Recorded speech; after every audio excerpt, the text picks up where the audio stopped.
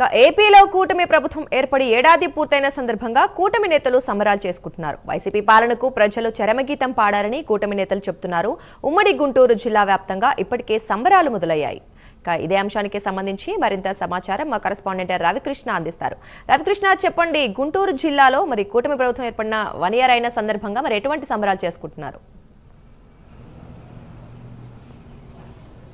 అంటే దుర్గా, ఏదైతే కూటమి ప్రభుత్వం అంటే గత వైసీపీ పాలనకి చరమగీతం పాడుతూ కూడా కూటమి ప్రభుత్వం అధికారంలోకి వచ్చి 1 year అయినటువంటి సందర్భంగా డిప్యూటీ సీఎం పవన్ కళ్యాణ్ అయితే మాత్రం ఈ సంబరాలు చేసుకోవాలని పిలిపించారు. ఈనాడు ఖచ్చితంగా జూన్ 4వ తేదీన గత ఏడాది కూటమి ప్రభుత్వం అయితే అధికారంలోకి రావడం జరిగింది. ప్రధానంగా కూడా అప్పటి వరకు అప్రతిహతంగా ఉన్నటువంటి ఏదైతే వైసీపీ ఉందో 151 సీట్లతో ఉన్నటువంటి వైసీపీకి ప్రజలైతే మాత్రం తిరస్కరించిన పరిస్థితి అయితే ఏర్పడింది. ప్రధానంగా కూడా ఈ సంబరాలు చేసుకోవడానికి ప్రధాన కారణం మాత్రం గత 5 సంవత్సరాలు అంటే వైసీపీ పాలనలో పూర్తిగా కూడా రాష్ట్రంలో విధ్వంసం జరిగిందని పెద్ద ఎత్తున కూడా ఈ కూటమికి సంబంధించిన నాయకులు అయితే ఆరోపించారు. ఎన్నికల సందర్భంలో కూడా వాళ్ళు చెప్పినటువంటి ప్రధానంగా కూడా వైసీపీ చేసినటువంటి ఏవైతే తీసుకున్న నిర్ణయాలు కానివ్వండి, వాళ్ళు చేసినటువంటి పనులు కానివ్వండి, రాష్ట్రాన్ని మాత్రం తిరోగమనాన్ని వైపు మరలించాయని చెప్పి పెద్ద ఎత్తున కూడా ప్రచారం చేశారు. అప్పటికే రాష్ట్రాన్ని మాత్రం ఒక విధ్వంసం చేసిన పరిస్థితి అయితే కనపడింది. ఈ విధ్వంసం నుంచి వికాసం వైపు పోవాలంటే మాత్రం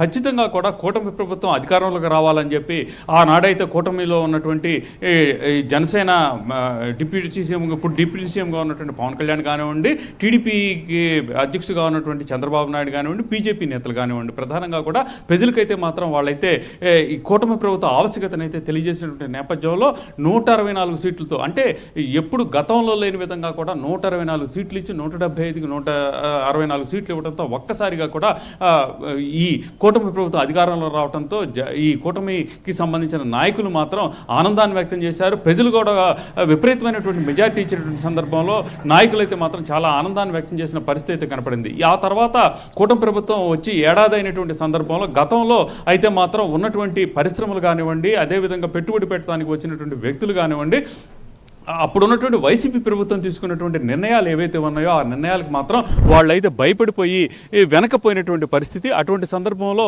పారిశ్రామికీకరణ అనేది కూడా ఏపీలో జరగలేదు. ఆ తర్వాత ఏది తీసుకున్నప్పటికీ కూడా అభివృద్ధి అనేది కూడా అంతంత మాత్రం కానీ కనీసం రోడ్లు కూడా లేవని పెద్ద ఎత్తున కూడా అప్పట్లో అయితే మాత్రం నిరసనలు వ్యక్తం చేసిన పరిస్థితి అయితే కనపడింది. ఆ తర్వాత ఎప్పుడైతే కూటమి ప్రభుత్వం అధికారంలోకి వచ్చిందో, కూటమి ప్రభుత్వం అధికారంలోకి వచ్చిన తర్వాత మాత్రం రాష్ట్రాన్ని ఒక గాడిలో పెట్టే పరిస్థితులు అయితే కనపడుతూ ఉన్నాయి. ప్రధానంగా కూడా ఏదైతే అమరావతి, ముఖ్యంగా కూడా ఏపీ రాజధాని అంటే అమరావతిని అప్పట్లో 3 రాజధానుల పేరుతో మాత్రం ధ్వంసం చేసినటువంటి పరిస్థితుల్లో ఇప్పుడైతే మాత్రం అమరావతికి నిధులు రావటం, అదేవిధంగా కూడా అమరావతి పనులు వేగవంతం కావటం, పోలవరం కూడా పనులు వేగవంతం కావటం, అలాగే ఎక్కడికక్కడ కూడా అభివృద్ధి పనులతో పాటుగా కూడా ఈ రాష్ట్రంలో ఉన్నటువంటి ఏదైతే రోడ్లు ఉన్నాయో ఆ రోడ్లు కూడా అభివృద్ధి చేసిన పరిస్థితులు అయితే కనపడినాయి. ఈ సందర్భంలో అయితే మాత్రం కూటమి ప్రభుత్వానికి సంబంధించి ప్రధానంగా కూడా జనసేనకు సంబంధించి జనసేన అధ్యక్షుడు డిప్యూటీ సీఎం పవన్ కళ్యాణ్ అయితే మాత్రం ఈ రోజు మాత్రం సంబరాలు చేసుకోవాలని పిలుపునిచ్చినటువంటి నేపథ్యంలో ప్రధానంగా కూడా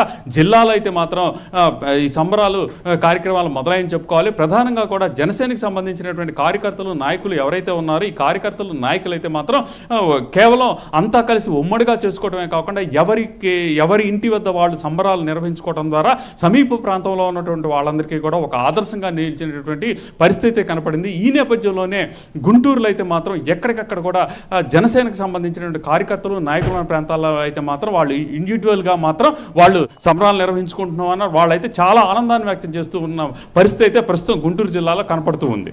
రైట్, థ్యాంక్ యూ రవికృష్ణ.